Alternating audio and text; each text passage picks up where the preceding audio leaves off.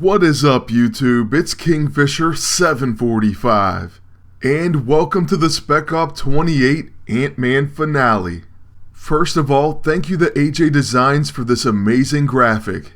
And in this video, we are going to finish the final few tasks of Spec Op 28, and we will be recruiting Ant-Man himself. So let's begin with the completion of the antenna.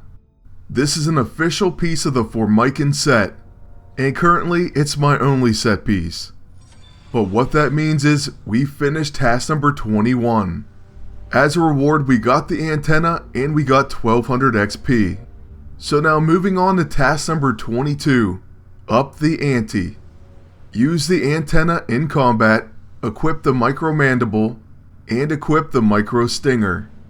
So that's it, just equip these three items and use the one. This can be completed in any mission inside or outside of Spec Op.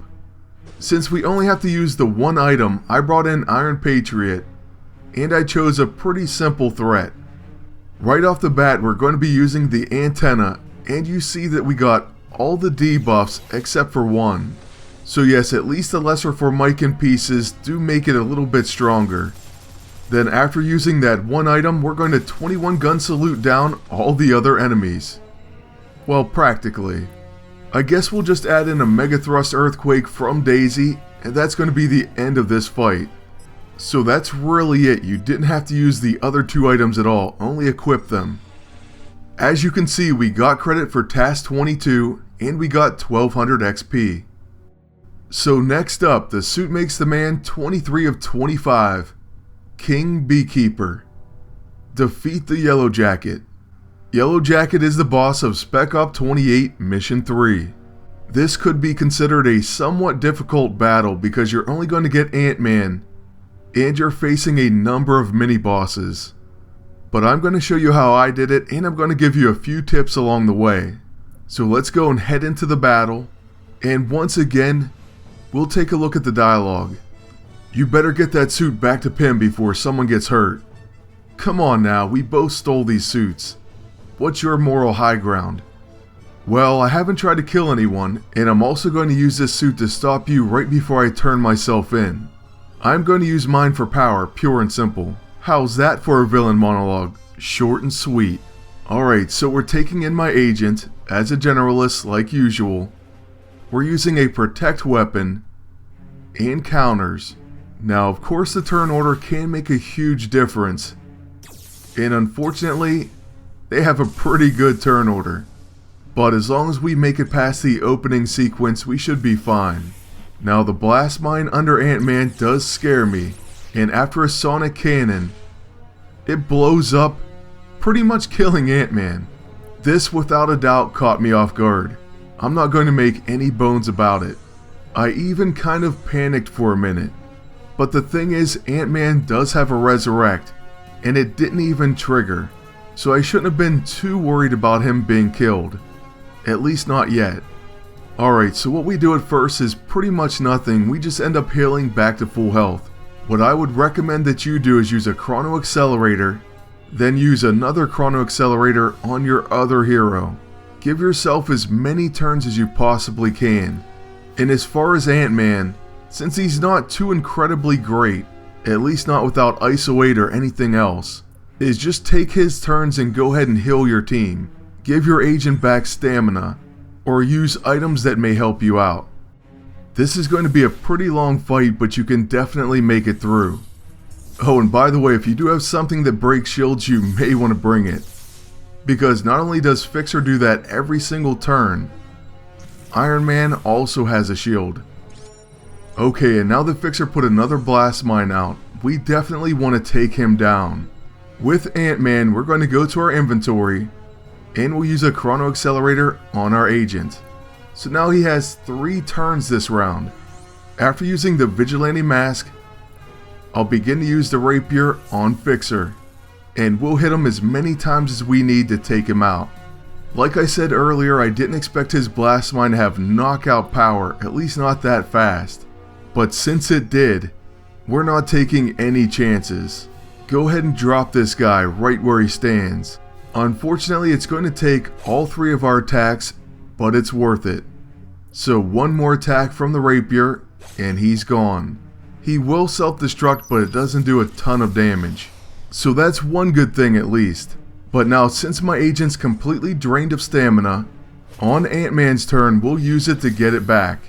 You can use a quantum elixir for an immediate turn after, or you could be like me and just use a Christmas cookies because you have a lot of them.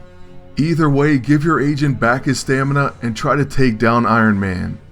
For this one, we're going to go ahead and remove our debuffs, then attack with the Warbringer Axe. And hopefully this has enough power to take him down. Alright, so we do over 13k, and now we only have one Servo Basher remaining. At this point in the fight, the safest thing to do is to go ahead and make sure your health and stamina are at the fullest. And you can even remove all your debuffs. If you're confident, then you can go ahead and knock him out and move on to the boss wave. Honestly, I should have gotten my agent's stamina back up, but I wasn't worried. Now in this next wave, you're going to be facing a fake Black Widow and Captain America and Yellowjacket. Yellowjacket is pretty much the most annoying part of this wave, though you don't want to give Captain America and Black Widow their class benefits. So hopefully you have a generalist agent, or one that can take advantage of them. We get lucky enough to get one counter, and then on Ant-Man's turn, you can either use his level 2 to intimidate the enemies, lowering their attack, or if you're like me and you need stamina, we're going to use Christmas cookies once again. Then after using the Vigilante Mask, we're going to use the Relentless Rapier, and we're going to finish off Black Widow since she's hurt. Now that's one less enemy with 2 turns to damage our team. Besides the fact that it's annoying to have to wait through her turns, this does of course cause her to be one less enemy hitting us, and that's always going to help out your survival chances. Alright, and with our counterattack, we've luckily injured Yellowjacket quite a bit. So on Ant-Man's turn, we'll use his pint-sized surprise, and we'll try to do as much damage as we can. This takes him very close to death, but a rapier follow-up takes him down. Now with only Captain America remaining, the fight is going to be very easy.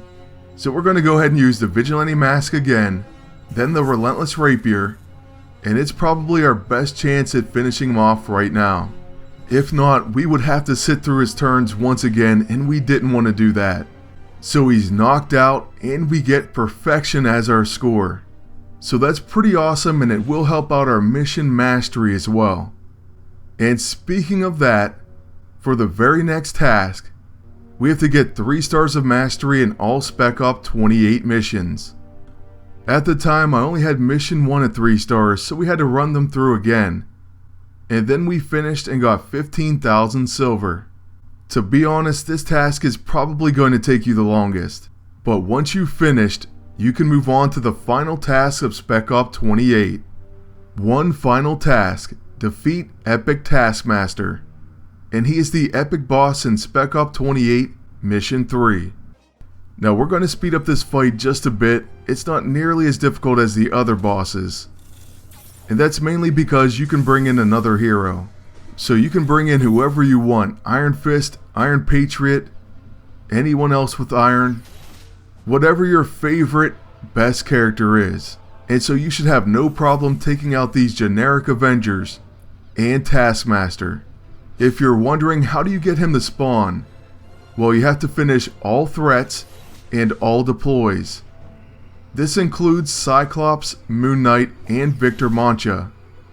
So 240 total CP. If you can't do that, the only other option to recruit Ant-Man is to skip the task for 30 gold. So yeah, it's not very cheap. If you're asking me if you should do it, I would say yes because I hate to miss out on any hero. But you're speaking to someone who has every hero except for Spider-Man Noir and every single alternate costume. So I really do feel the need to catch them all. Is he going to be a game changer? Probably not. But he's not a bad character so far. And hey, he's going to have a cool movie coming out very soon. So I say get him. Now this final boss wave isn't too difficult, but it's somewhat annoying. Especially because we have Iron Man again with his shields. But we do have Quake, who's a tactician, and so she'll gain some extra turns from him.